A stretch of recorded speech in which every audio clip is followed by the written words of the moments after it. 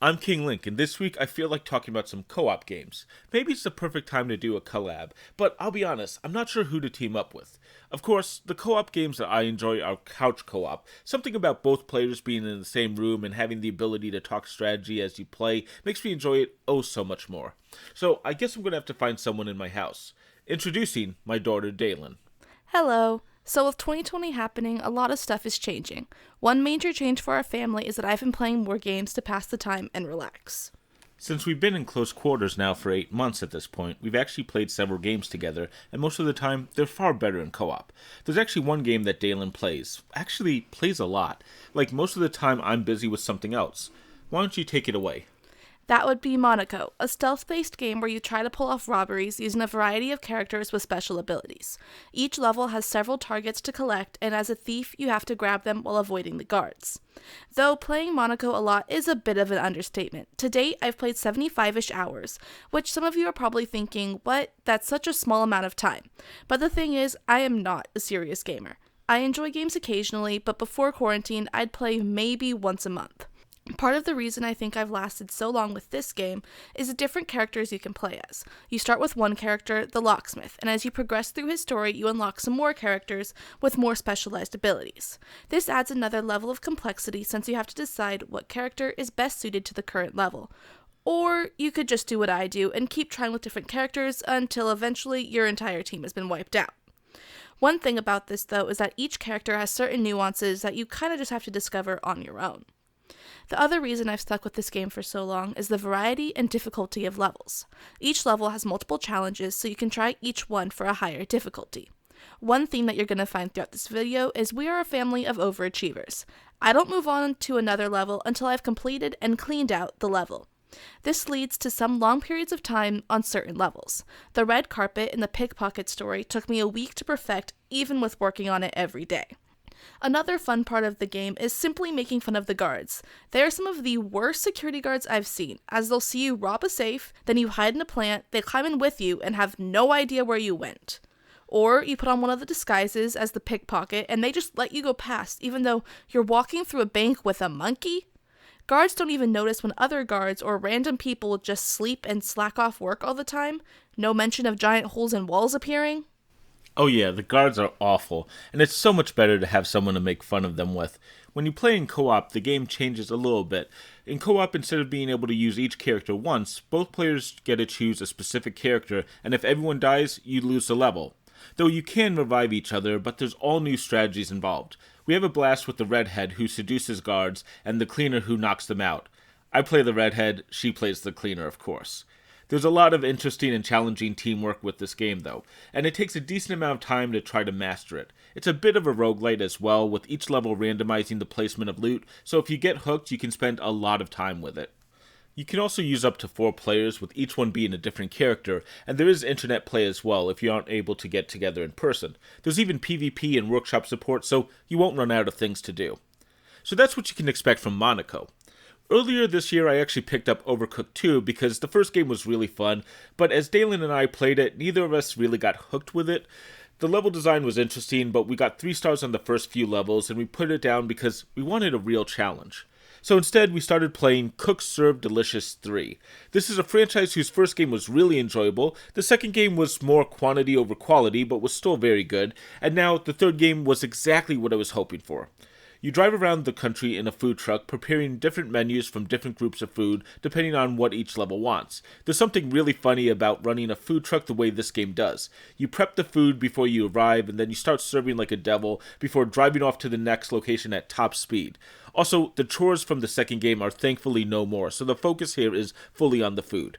The food in all 3 Cook Serve Delicious games always looks good, and this one is no exception. I've had a full meal before sitting down for the game, and I still find myself a bit hungry after playing for an hour.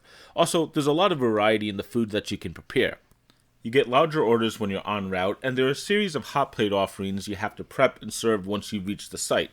A lot of Cook Serve Delicious is this time and resource management of the orders and trying to keep a good rhythm with the game, but that makes the game far more entertaining than it sounds. Cook Serve Delicious 3 also has a decent challenge. Gold medals are awarded for preparing every dish without a mistake, but that's easier said than done at times. As my dad mentioned, the game is challenging and often takes us multiple tries to perfect. If you play this game in co-op, I strongly suggest divvying up the tasks because otherwise you will step on each other's toes, send orders too early, or get confused about who's who. We've totally never done that. A new feature is the Send All feature, which is done by flicking the right stick, which at first seems super helpful. I actually think it makes things worse most of the time because then you get overloaded by new orders all at once.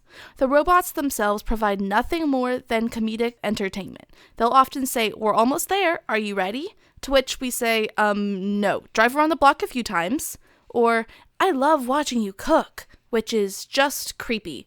And of course, I can't forget my dad's awful Gordon Ramsay impression. "It's bloody raw, you donkey!" This game includes a lot of cultural diversity in the menu items you can choose to prepare. You can make anything from an American hamburger to an Italian cannoli or the Filipino dish sisig. You go through most of the steps required to make the dish. When playing co-op, good luck trying to agree on the menu. My dad loves to make items that he loves, and I love to go with the highest difficulty that we can. He also takes particular joy in picking items he knows I hate to make. For example, when making fish, you have to cut and skin the fish, meaning I have to chop the fish's head off.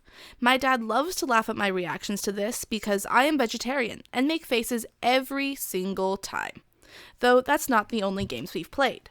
That's true. So I'm a huge fan of asymmetric gameplay, and by that I mean having players do different things to work as a team. Keep Talking and Nobody Explodes is a perfect example. Player 1 is defusing a bomb, like in most action movies. They have to cut wires, solve puzzles, and disable the bomb. There's a clock counting down, and you have to be careful because if you make 3 mistakes, boom. But of course, no action hero has the manual for the bomb right there.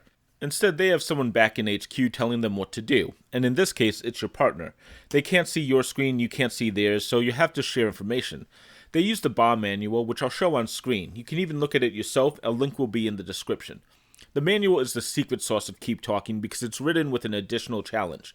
Now, one person has to flip through the manual and get information from the bomb, and the diffuser needs the instructions from the reader. So really, this is a game purely based on high-intensity situations and careful communication, or just shouting at each other, which is usually what happens with us. Keep Talking, Nobody Explodes isn't my personal favorite, but is still a fun race against the clock high-pressure game. Among Us is the new Fortnite, except actually good. By this, I simply mean it's the new trendy game everybody's playing. Among Us is a murder mystery game that includes 3 different maps with different missions. The imposters try to kill all the crewmates, and the crewmates try to figure out who the imposters are. This game can be played either with people you know or random people online, but a large group of people that you know will be better. The experience is just better when you're trying to fool your friends and know who each person is, rather than just being some random faceless person. Or you can just spend your entire session trying to target each other, which my dad and I do. Oh yeah, most definitely. Though needing more players is also true for another of the games I enjoy, the Jackbox. Less than half the games work well with 3 players, but every game is better with a larger group. However, we still have fun with it. I personally love the Jackbox collections because it's a fun collection of different games that can be played either with people in your household or outside of your household. We've played with me, my mom, my dad, and my grandma in Florida. We also have been playing Rayman Origins and Rayman Legends. Wait, hold up. Those are pretty big games, and maybe we should look at them in a head-to-head. So, I think this is probably where we should leave it. But this was fun. Maybe we should do it again. That would be fun. I think there was one thing that Jackbox had to add. The person with the most points at the end of the game wins. Okay, that's it. Thanks for watching. Please like and subscribe. Please. I feel so empty inside. Thanks, Jackbox. Well, if anyone enjoyed this, let us know down in the comments, or if you have suggestions for other games we should play in co-op, let us know. Until then, I'm King Link. And I'm Jalen. And thanks for watching.